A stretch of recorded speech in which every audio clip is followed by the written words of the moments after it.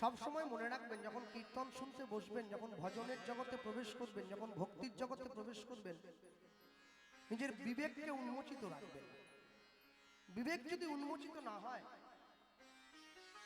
লাভ হবে না। কেন?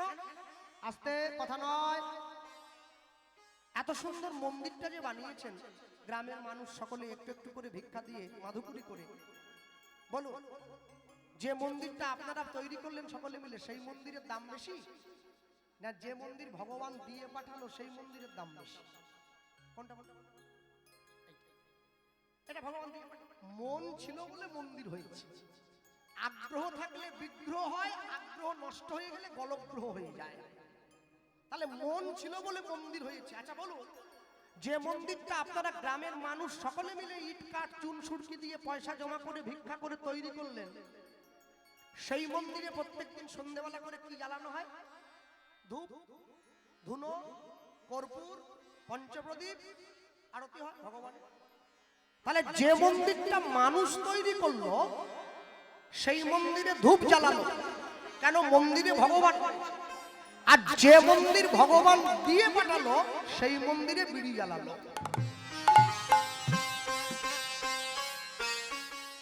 এর জন্য বই পড়তে হবে না, বিবেককে খুলতে হবে, বিবেকটা একটু খুলতে হবে।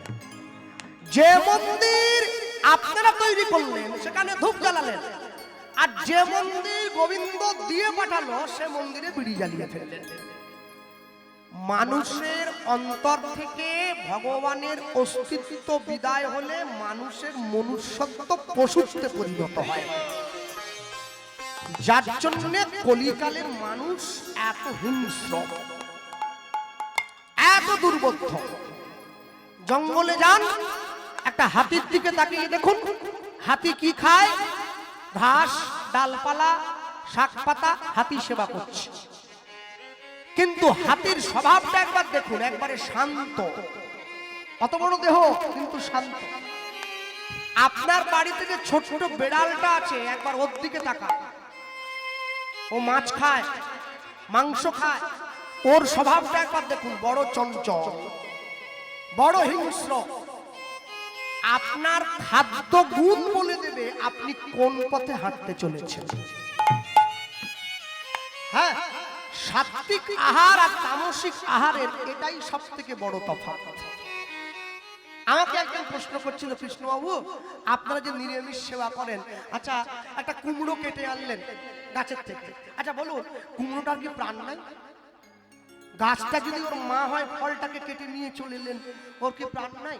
আমি শোনো, কুমড়োটার প্রাণ আছে, আমি না বলবো না, কিন্তু একটা জিনিস ভাবো তো, যখন কুমড়োটাকে তুমি ঘরে এনে আঙিনা করে সবজি করে ভগবানের ভোগ দিয়ে প্রসাদ পাচ্ছ, যখন কুমড়োটাকে ফালা করছিলে, আঙিনা করছিলে, কুমড়োটা কি বাঁচার জন্য মা মা বলে চিৎকার করছিল? করে নাই। তুমি পশুর রক্ত হাতে মারছ, তুমি ভাবছ ভালো খাবার খাচ্ছি না, সরাসরি তুমি জীব হত্যা করছো। উদ্ভিদের প্রাণ আর প্রাণীর প্রাণ দুটো জিনিস তো এক নয়, দুটো জিনিসের অনেক তফাৎ আছে। তাই আহার্য বস্তু যেমন গ্রহণ করবেন, মনোভাব তেমনি তৈরি হবে। চলো, এরা অনেক কথা বলার আছে, আমার সময়ও আছে, কমিটি দিয়েছে 6:30 পর্যন্ত। তারপরে আপনাদের সামনে জি বাংলা সারেগামাপার চ্যাম্পিয়ন পদ্মপলা সালদার সে কীর্তন গাইবে, আপনারা শ্রবণ করবেন। তা আমি বলতে গিয়ে বলবো, গতবারেও যে আমি এসেছিলাম এইরকমই ভক্তের ভিড় হয়েছিল।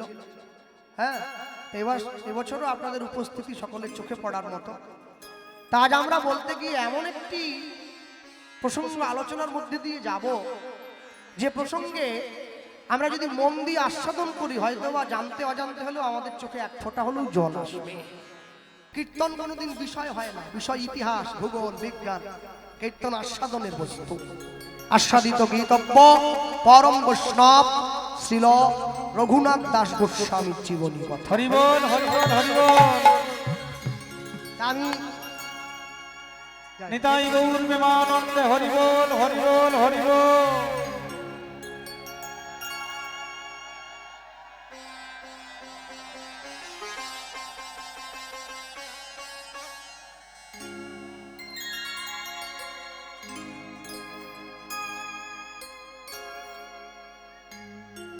এখন তো আধুনিক যুগ, হাতে তো বড় বড় ফোন সকলের আছে, তাই না?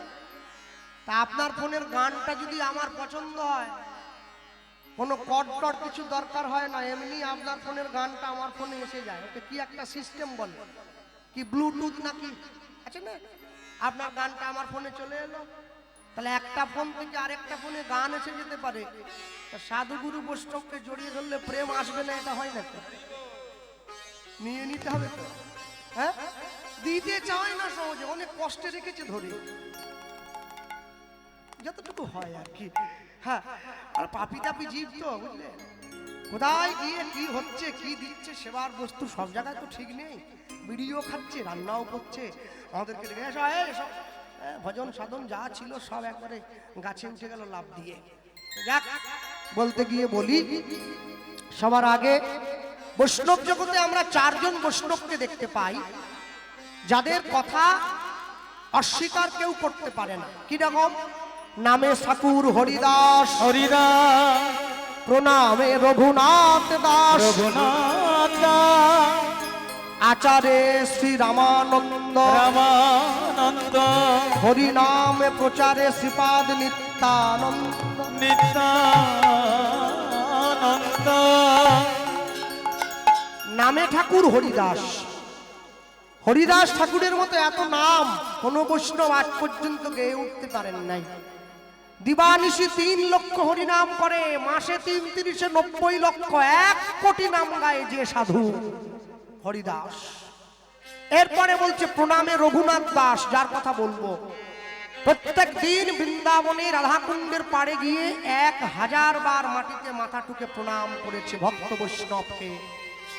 শেষ জীবনে গিয়ে কপালের মাঝখানটা গর্ত হয়ে গিয়েছিল প্রণাম করতে, মাথা টুকোতে টুকোতে। তারপরে বললেন আচার্য শ্রী রামানন্দ, রামানন্দ রায়ের মতো করে গৌর ভক্তির আচরণ কোন বৈষ্ণব করতে পারে নাই। কেন?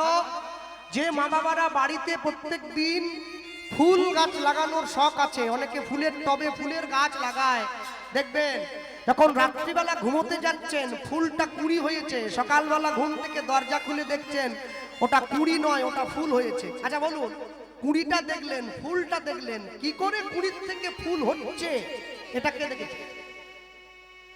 রাধা কৃষ্ণ মিলিত তনু গৌরাঙ্গ যুগল, আমরা জানি সকলে শ্রী গৌরাঙ্গ, কিন্তু কেমন করে রাধা কৃষ্ণ একটু একটু করে মিলে গৌর হয়ে যাচ্ছে, এটা কে দেখেছে?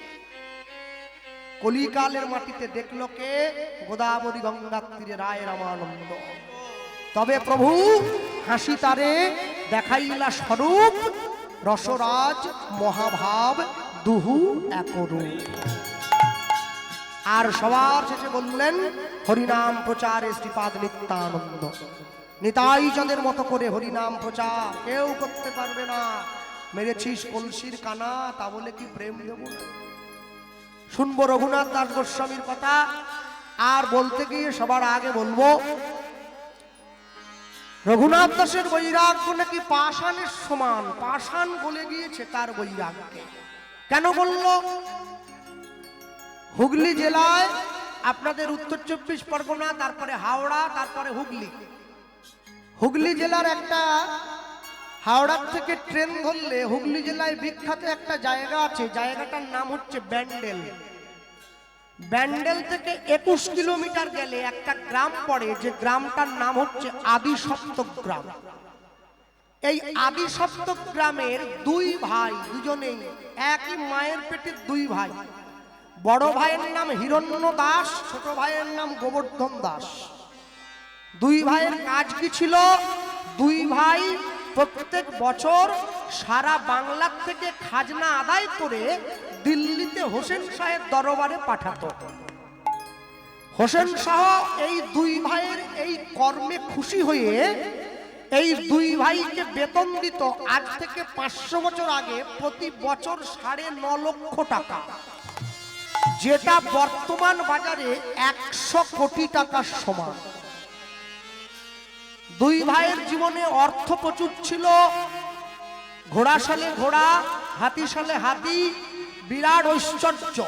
কিন্তু একটা চাপা দুঃখ ছিল মনে। কি? এই জমিদারি ভোগ করার মতো কোনো উত্তরাধিকারী বা কোনো সন্তান তাদের ছিল না। নিত্য নিত্য গিয়ে ভগবানের কাছে কান্ত, প্রভু একটা সন্তান দাও, আমাদের মৃত্যুর পরে এই জমিদারিটা ভোগ করবে কে? ভগবান বলে না, দেব না। কেন? আমি তোদেরকে সন্তান দেইনি বলে তোরা আমাকে ডাকছিস, যদি সন্তান দিয়ে দেই তোরা আর আমায় ডাকবি না। মানুষ যখন সুখে থাকে ভগবানকে ডাকে না, মানুষ যখন দুঃখে থাকে তখনই ভগবানকে ডাকে। কিন্তু ডাকতে যদি হয় সুখের দিনে ডাকতে হবে। হ্যাঁ, মায়েরা তৈরি হয়ে নিয়েছে। আমি বলতে গিয়ে বলবো, দাঁড়ান, ছটফট করবেন না। আমি ভিক্ষার কথা বললেই লোকে লুঙ্গি ধরিয়ে উঠে পড়ে, জায়গাটা রাখ, বাইরে থেকে আসে, ওইসব করার দরকার নেই। যারা দেবেন না দেওয়ার দরকার নেই, বাইরে লাগানোর দরকার নেই। বসুন, জায়গায় বসুন। এত বড় হরিসভা চালানোর জন্য বিপুল অর্থের প্রয়োজন, সেটা আপনারা সকলেই জানেন।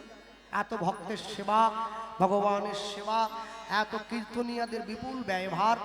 তো এই ব্যয়ভার 10-এর লাঠি, 1-এর বোঝা, একটু একটু করে আমাদের সকলকে হালকা করতে হবে। এই মায়েরা তারা আপনাদের কাছে যাচ্ছে, আপনারা যেমন ভাবে পারবেন মায়েদের ভিক্ষার ঝুলিতে দান করবেন। হ্যাঁ, তবে ছোট 1 টাকা কেউ দেবেন না, ওটা তো ভিলেন, ওটা কেউ চলে না কলিকালে, আর ওটা ভিলেন হয়েছে। 1টি করে বৈষ্ণব সেবার অর্থ মায়েদের ঝুলিতে দান করুন। এটাই থেকে যাবে। পরপারে কোনো স্টেট ব্যাংক নাই যে সেখানে একটা অ্যাকাউন্ট খুলবেন। এই হচ্ছে ব্যাংক, যেখানে জমা রাখলে 1000 ভক্তের পাতে গিয়ে প্রসাদ হয়ে পড়বে এই অর্থ। না, আমি শুরুটা করে দিলাম, কেন বললে তো হবে না। হ্যাঁ হ্যাঁ, আমি দিয়ে দাও।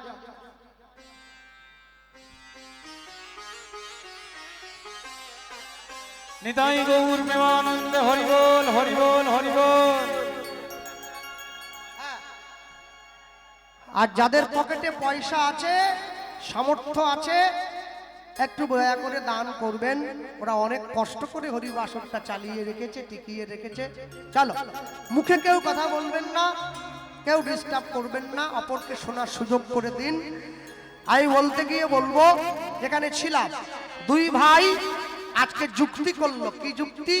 মনে মনে ভাবলো, আমরা তো এতদিন নিজেদের জন্য সন্তান চেয়েছি, আজকে নিজের জন্য চাইবো না, আজকে সন্তান চাইবো ভগবানের সেবার জন্য। প্রভু, আমাদের মৃত্যুর পরে তোমাকে ফুল তুলসী কে দেবে? তুমি আমাদের জন্য নয়, তোমার সেবার জন্য একটা সন্তান। দেখি তুমি কেমন করে মুখ ফিরিয়ে থাকতে পারো। 2 ভাই ভগবানের মন্দিরে গিয়ে ভগবানের চরণটা জড়িয়ে ধরেছে। কি বলল? জয় রাধা রমন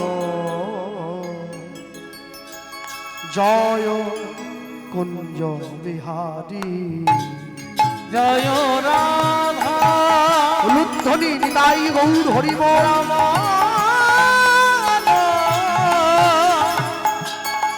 জয় কুঞ্জ বিহারী,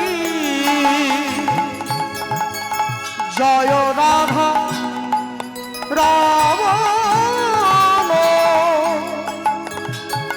জয় কুঞ্জ বিহারী, জয় রাধা রমন, জয় কুঞ্জ বিহারী, জয় যশোদা নন্দন, জয় যশোদা নন্দন, জয় যশোদা নন্দন,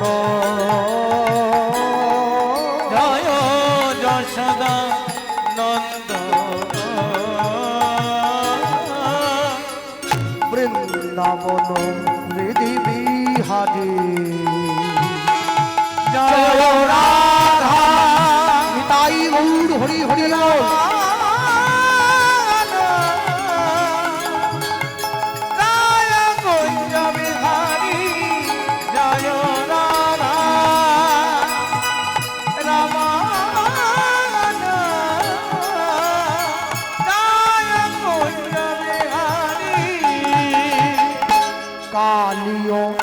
দমন জয় শ্যাম সুন্দর মদন মোহন বংশীধারী কালীয় দমন জয় শ্যাম সুন্দর মদন মোহন বংশীধারী জয় যশোদা নন্দন জয় যশোদা নন্দন জয় যশোদা নন্দন জয় যশোদা নন্দন বৃন্দাবন হৃদি বিহারী জয় রাধা রমণ জয় কুঞ্জ বিহারী দেখা দাও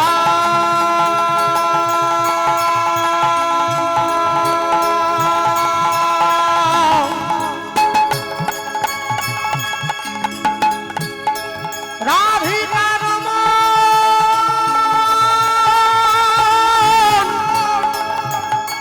গোপী জনবল্লভ দেখা দাও দেখা দাও দেখা দাও জয় কালীয় দমন জয় কালিয় দমন বৃন্দাবন হৃদি বিহারী জয় রাধা রমণ তাই গৌর হরিব জয় কুঞ্জ বিহারী জয় রাধা রমণ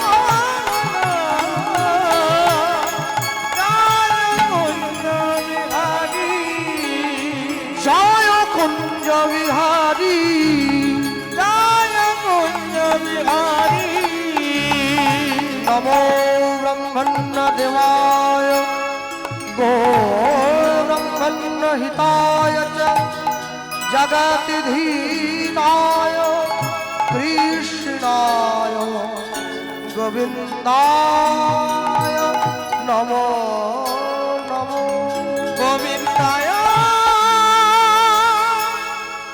নমো